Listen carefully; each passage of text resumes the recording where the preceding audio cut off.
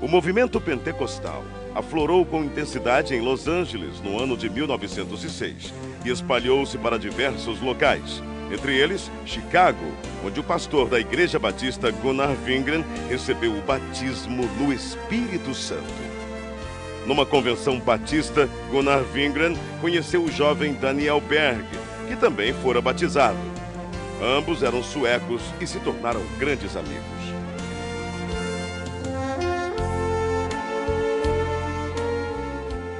Mais tarde, em South Bend, durante uma reunião de oração, Gunnar Wingren relata aos presentes o que Deus lhes havia revelado. Brothers, the Lord has shown us that we must go to South America, to a place in Brazil called Pará.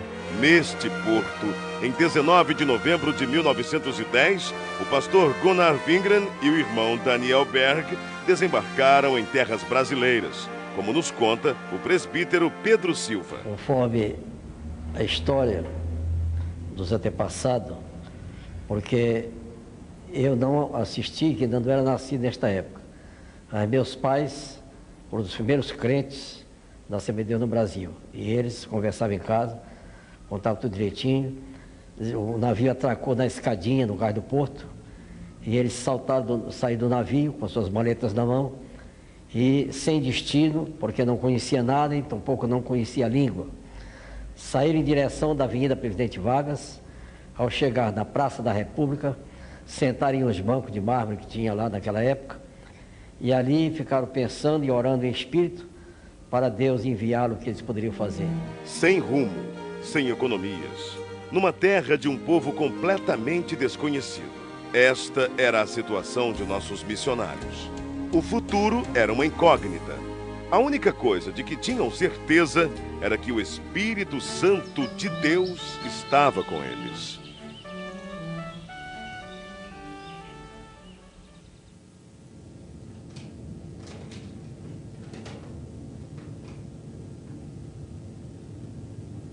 Daniel!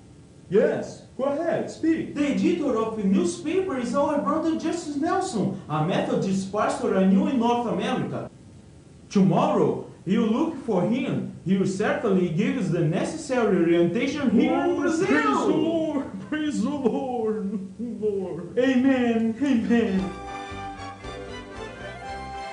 O pastor metodista Justus Nelson os recebeu muito bem. Disse-lhes a respeito da Igreja Batista de Belém e prometeu levá-los até lá.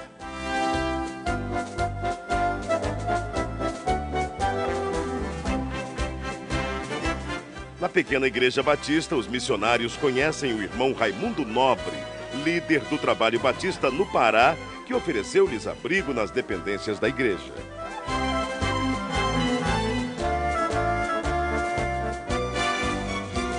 Mais tarde, os missionários foram apresentados ao irmão Adriano Nobre, membro da Igreja Metodista e primo de Raimundo Nobre.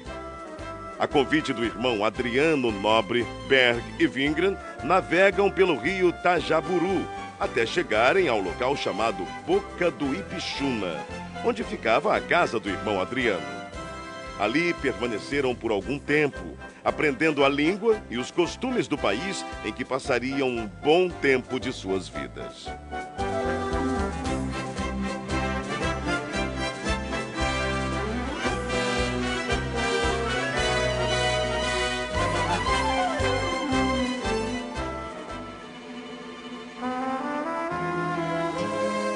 De volta à Igreja Batista, não cessavam de orar dia e noite, avivados pelo Espírito Santo.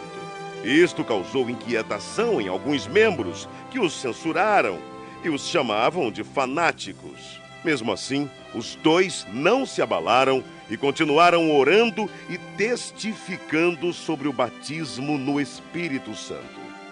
Em 2 de junho de 1911, o Senhor batizou a primeira brasileira a crer nas promessas de Atos 2:39.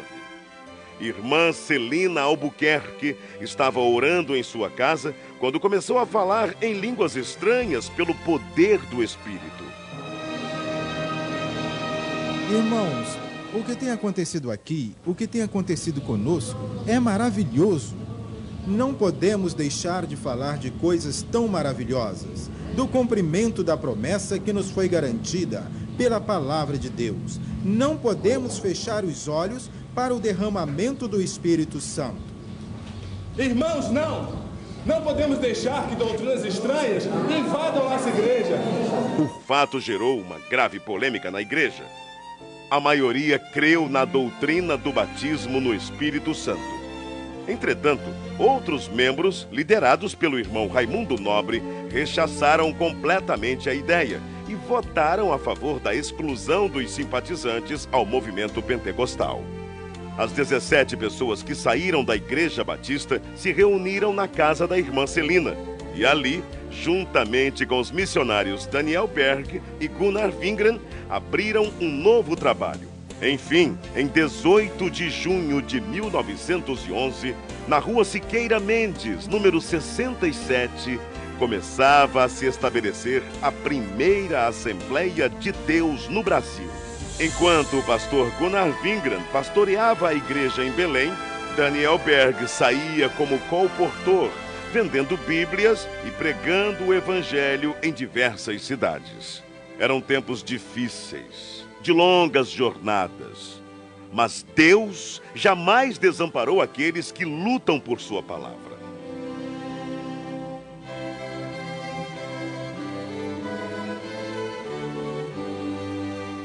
O desafio era muito grande, mas a obra de Deus crescia cada vez mais.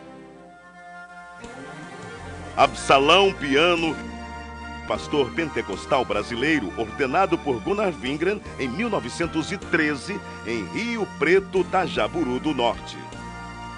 Depois dele vieram Crispiano de Melo e Adriano Nobre.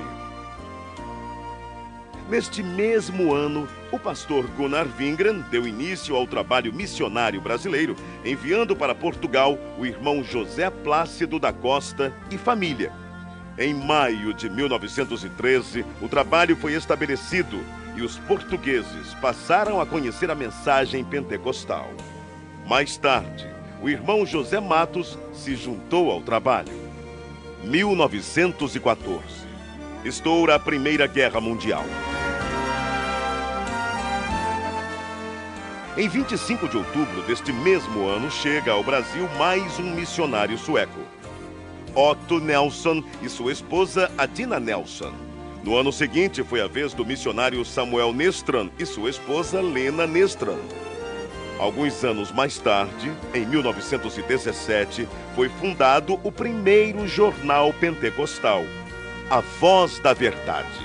Esse jornal circulou por apenas 3 meses, mas os irmãos da Assembleia de Deus em Belém reconheceram que era necessário divulgar as bênçãos de Deus para todo o povo e, para isso, lançaram mão de um novo jornal, A Boa Semente, cujo primeiro número circulou em janeiro de 1919.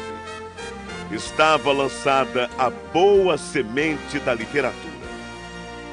Em 1921, chega ao Brasil Niels Nelson, um jovem de apenas 26 anos. Impulsionado por Deus, veio somar esforços à evangelização. Nessa época surge o primeiro inário da Assembleia de Deus, o Cantor Pentecostal, com 44 hinos e 10 corinhos. No ano seguinte, foi criada em Recife a Harpa Cristã.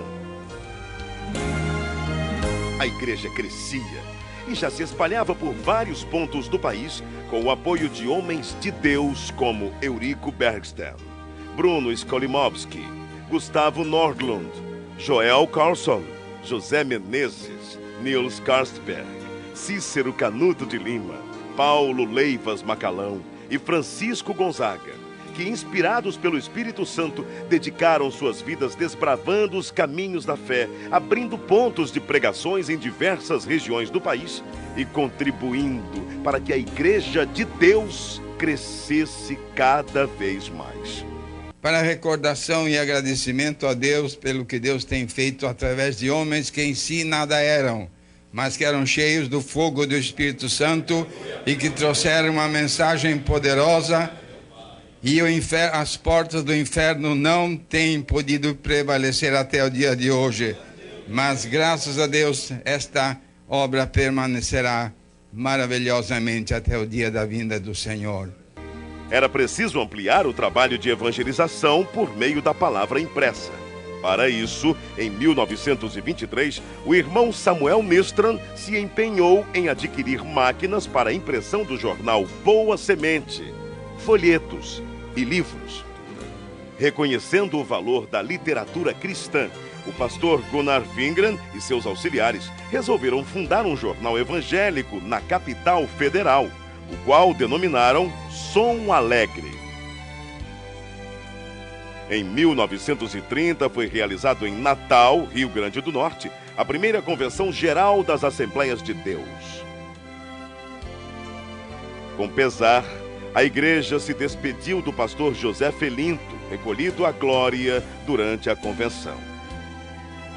Na mesma Assembleia foi decidido que os trabalhos do Brasil passariam a ser dirigidos pelos obreiros nacionais, com apoio dos missionários.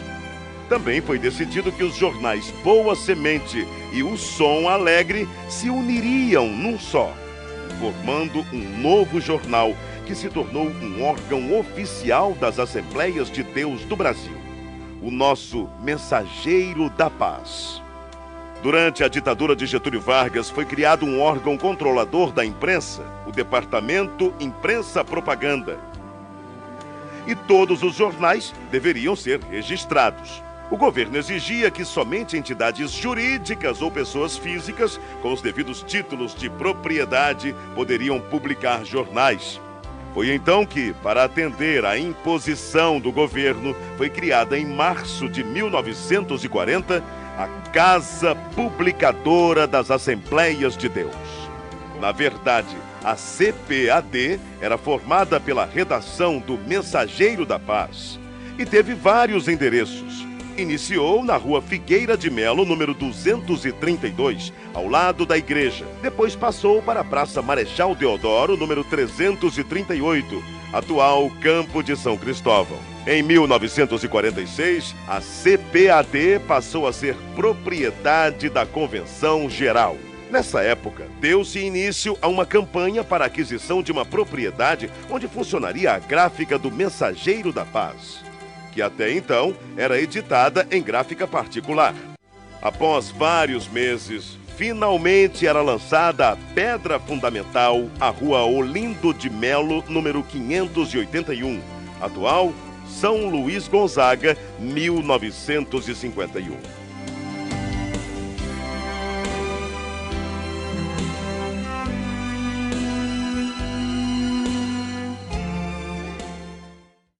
Ide e pregai. É preciso ultrapassar fronteiras e chegar até os confins da terra, anunciando que Jesus Cristo é o Senhor.